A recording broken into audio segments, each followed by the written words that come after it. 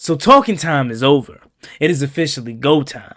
We are 48 hours away from Washington taking the field against the Tampa Bay Buccaneers in wild card round.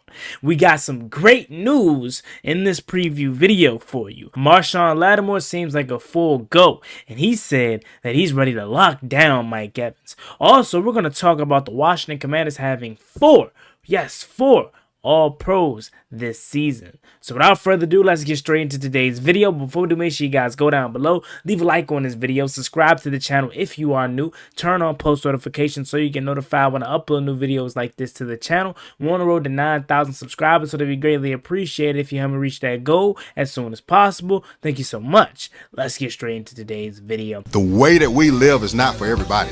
We're going to run and put our bodies on people in a violent manner. I love the way she move it, shake it on me. When she cry for him, the shawty is the winner. You can tell that shawty's on. You know what time it is. It's time to come out. I love the way she move it, shake it on me. So obviously, Mike Evans, you have a storied history. What's your initial thoughts kind of on rekindling that rivalry this weekend? Just another game, just to help my team. Go out there and help my team. Really, I'm just trying to lock him down. All the other stuff. It is what it is. If it come, it come. If it don't, I'm just here to, help my team win. I know it's gotten physical in the past, but how much of that competition between you and him is really about the physical part, and how much of it is trying to win that mental game against each other as competitors? I mean, I want to be physical just off the simple fact of what happened, of course. But I want to be physical with anybody, but it's just an extra level of it, just because of the past and all that. But, I mean, it's just really just being out there. It ain't really about the mental game. With me, it's just like you gonna know I'm here. You know what I'm saying? That's all. How does the hamstring feel, especially compared to what you did after the first one? I mean, I feel good. I don't have no problems right now, so I won't really know until I get out there all the way. So. Do you enjoy big matchups like the one this weekend against Mike, or I know you were up in AJ earlier in the season? Like, do you get up for those? Of course, them the ones I want. That's it, the best versus the best, and that's what I look forward to, just going against top opponents. I don't want nobody, they going to be like, oh, he wasn't really that good. So I want people that's known to be good, you know what I'm saying, and see how I line up against them. That's really it.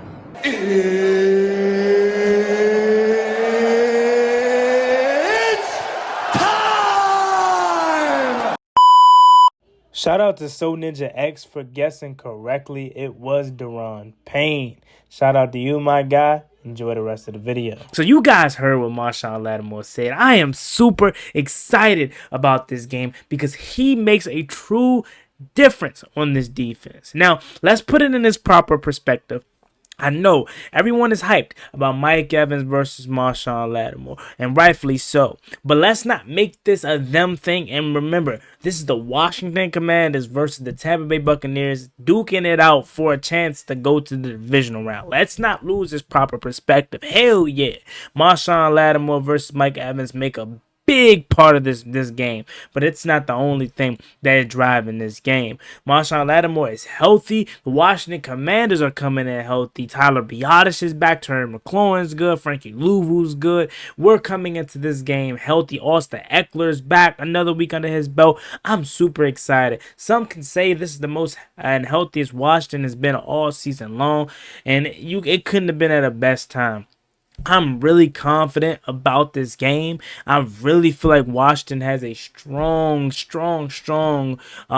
optimism around them and chance to win this game. A lot of analysts are picking Washington to win this game. There was one show that had a full sweep of Washington being picked to win. Also, you had another analyst that I just watched not too long ago say he believes Washington's going to upset them. Washington, with Todd Bowles, we know he loves to blitz a lot and send a lot of pressure at Jaden Daniels and at quarterbacks in general. And Jaden Daniels is one of the, if not the best quarterbacks against the blitzes. Sending that kind of pressure at Jaden Daniels, man, come on, bro. You already know what's going to happen. And then you leave man coverage on the outside. I think this is going to be a big game, and I truly expect for it to be an offensive game for both sides. Like Baker Mayfield, 41 touchdowns, 16 interceptions this year, 71% from completion rating, man. I expect this to be a really a true shootout. Like I'm talking 28-34, 28-31 kind of shootout, man. A duel. Both teams are going to give it their all. And it's going to be a really fun watch. This is why this game is on primetime. One, because of Jaden Daniels. And quite frankly, this is probably the most even matchup throughout the whole slate of games this week. I mean, on the NFC side, at least. You can probably say Rams, Vikings, but no one wants to see that. Everybody wants to see this game. So Washington's coming in healthy. Tampa Bay don't have no major injuries. So that's good that both teams are coming in at their strongest, right? But I do want to talk a little bit about some keys to victory for Washington. First things for Washington is going to have to do, I'm going to start with the defense. We're going to have to find a way to stop the run game. Bucky Irvin has went over 1,100 yards this season, and he has been a dog in his rookie season. And for the first game, him and Rachaad White did have some damaging runs, averaging, I believe, about 6.5 yards per carry. So they did have some damaging runs. Not a super humongous day from those guys, because Mike Evans and Chris Godwin definitely tore us up through the air. But it definitely was a solid day from those guys. We're going to have to find a way to shut down the run. And I think with Marshon Lattimore being back in the lineup, that is going to allow that to transpire very, very easily. Because I think the kind of philosophy Joe Witt Jr. is going to have in this game is the same one that he had the last time Marshon Lattimore played in the game. And that was allow Marshon to shadow the number one receiver, which in this case is going to be Mike Evans, and that's going to allow Washington to stack the box with 6, 7, 5, and allow them to hone in on the run. And especially with no Chris Godwin, that's a huge blow. They had Chris Godwin the first time that they played us, and he killed us, obviously. So not having no Chris Godwin limits their impact on offense. Now, obviously, Jalen McMillan has been a dog, but I think Mikey Sanders still can handle him.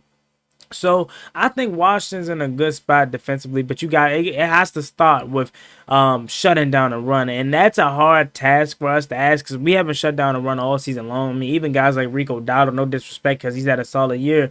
He ran all over us. Like countless weeks we've had teams run all over us, so I don't necessarily expect us to stop the run. But if we want to have a key to victory, it's gonna have to be able to limit the run or stop the run, because you can't allow Baker Mayfield to have that as a crutch, right? I want to put it all on Baker Mayfield's shoulders. Like, yes, he has 41 touchdowns, but make him have to beat you. Like, I'm a true believer in make that quarterback have to beat you. Do not make it easy on him by allowing him to have a crutch in a run game, which puts him in a better state, because if he has a run game and he can establish the run, then that allows him to have more options on the outside when it comes to play action fake. Then you get a single high coverage, and then that has Jalen McMillan beat you down the middle for a deep ball. We can't allow them to establish the run. We're going to have to limit that and their explosive plays. On the flip side, for Washington's offense, I think Brian Robinson, I don't know if you guys heard him talk in his interviews this week, but I feel a really solid B-Rob game this week. I know he hasn't been the best the last couple of weeks, but I feel like a real B-Rob game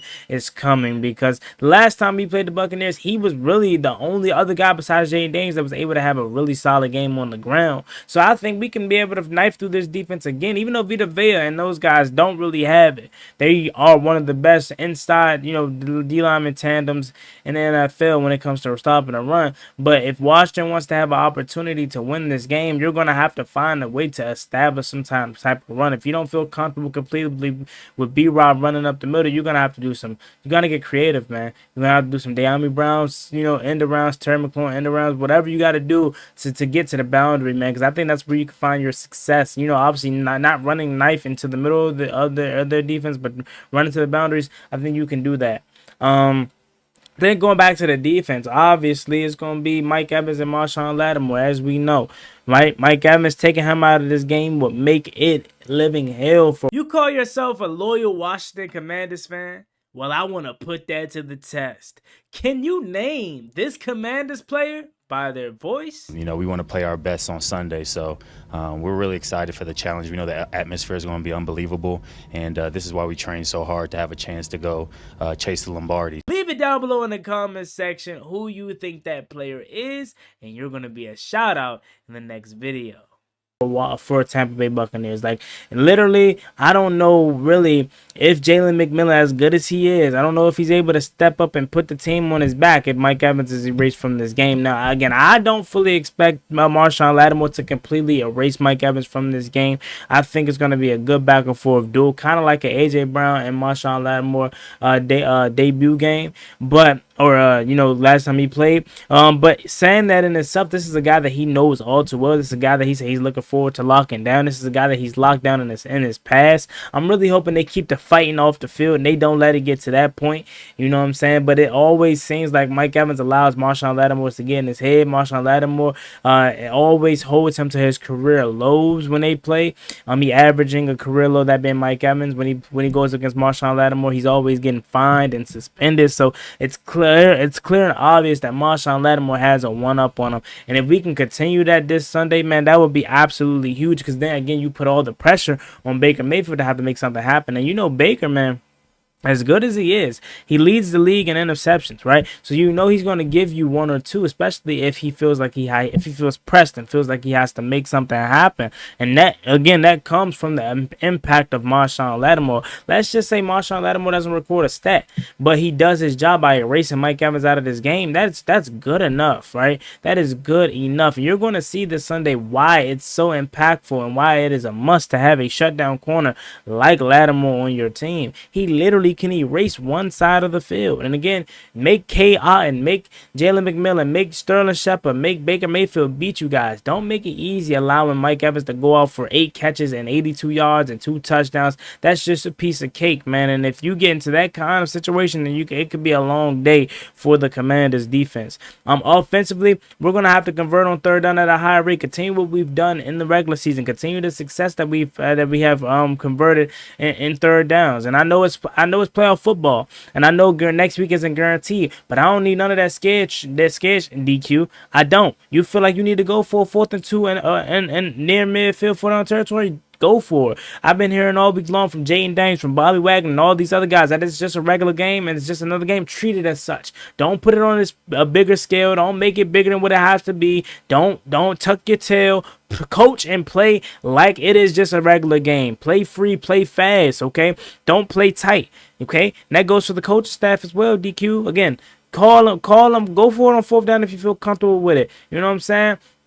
Get creative. Obviously, Cliff, this is not a game for Cliff Kingsbury to not target Terry McLaurin. Terry McLaurin needs to have at least 8 targets minimum, man. 8 targets minimum this game. We're going to have to go deep into the bag of tricks this week, okay? De'Ami Brown's healthy. I need a lot of De'Ami Brown screens. I need to get him out in space. I need to get Zach Ertz involved across the middle of the field, especially deep in the red zone. Jaden Daniels need to know, obviously, when to take off and when not, when to throw the ball away and when not to step out of bounds, okay? I understand, JD, you don't want to, mess up your completion percentage. That's why you step out of bounds behind the line of scrimmage instead of throwing it away. We can't have that this week, man. Live to fight another day, okay? It's not there. Throw it away 2nd and 10 instead of 2nd and 11 or whatever. You know what I'm saying? Just because you're protecting your completion percentage. There's no time for that, man. No time for egos, man. It's a team. It's time to go rock and roll, and it's time to go beat Tampa Bay, man. It really is. This is the most confident I've ever been in my life in a playoff game, and I've only experienced 3 playoff games: 2012, 2015, and 2020. Obviously, 05 last time we won, I was alive for, but I was 2 years old, so I wasn't really paying attention to football. But yeah, man, let's get it. This is the most history we've had with a recent team. Tampa Bay in 05, Tampa Bay in 99, Tampa Bay in 2020, now Tampa Bay in 2025. Like 2024, 2025. Like, it's always them, man. And we've been breaking streaks and curses all year, since 91 this, since 91 that, since 05 this, since 2012 that. Why not continue that on Sunday? Make this the first playoff win for Washington since 2005. I'm truly confident in it, and I feel like it's going to be the case. Offensively, again, establish the run, get the ball out of Jane Daniels' hands, protect up front. Tyler Biadasz is back, so I have no worries about that. Defensively, find a way to limit Bucky Irvin and shut down the run game. If you do that, I have no doubt in my mind that this is going to be a win for the Washington Commanders. I'm not going to say all they got offensively is Mike Evans, but it runs through Mike Evans. If he could take him out the game, and if you let Jalen McMillan, K. Otten beat you, bro, then Sterling Shepard, then okay, you gotta tip your cap, man. But don't allow it easy on him for Mike Evans to go 82 for 7 receptions and 2 touchdowns. But with Marshon Lattimore out there, knowing that he already said he wanted to lock him down, knowing the past and history that they have, I have no issue in my mind that this is going to be a good game, especially for Washington. Last but not least, I do want to go over the 4 All-Pros that we have this year and the captains throughout the whole playoffs. So the 4 All-Pros, second-team All-Pros is Terry McLaurin, Bobby Wagner, Frankie Louvu, and Austin Eckler. Yes, Washington has All-Pros, ladies and gentlemen. Don't let that go over your head. Again, Terry McLaurin, Frankie Louvu, Austin Eckler, and Bobby Wagner. I mean, I remember it being years when Washington had trash linebackers, trash players, and we couldn't even sniff an All-Pro. Hell, not even a Pro Bowl. Now we got 4 of them things in year 1. Again, that just goes to show you how good this team is as far as, its recruiting in the free agents market, and how good that they believe in Dan Quinn, that he got these same players from other teams playing at an even higher level than they probably imagined, man. So shout out to Terry for finally getting that All-Pro. Hopefully next year he can get the first team All-Pro. Hopefully next year JD5 can get a first team All-Pro. And shout out to Bobby Wagner, man. Longevity, bro, is something serious, man. And you got to look at a guy like Bobby Wagner that's been doing it for so long. So hats off to him. And obviously Austin Eckler, even with the games that he missed, he still found a way to become on the All-Pro list as a kick returner, man. He's huge back there.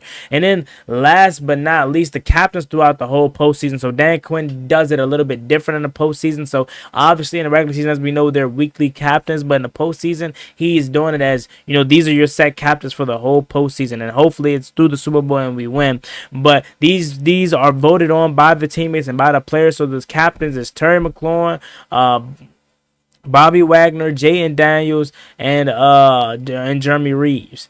So Jay Daniels, Bobby Wagner, I believe Frankie Louvu could be in there too, but I want to just say it's Bobby Wagner, Terry McLaurin, obviously Jay Daniels, and Jeremy Reeves is all your captains for the postseason, man. And these are all the guys that you want out there. These are the guys that the teammates voted for. These are the guys that we trust and believe in. These are the first guys that we think of when it comes to captains. So that being said, man, we finally here to my score prediction. I got 31-28 Washington. Washington wins on a late game field goal by Zane Gonzalez to walk it off. Jaden Daniels leads yet another Washington game-winning drive. And now you look up, Washington is headed to Detroit for the divisional round. Hopefully Green Bay upsets Philly earlier in that day, and we can go,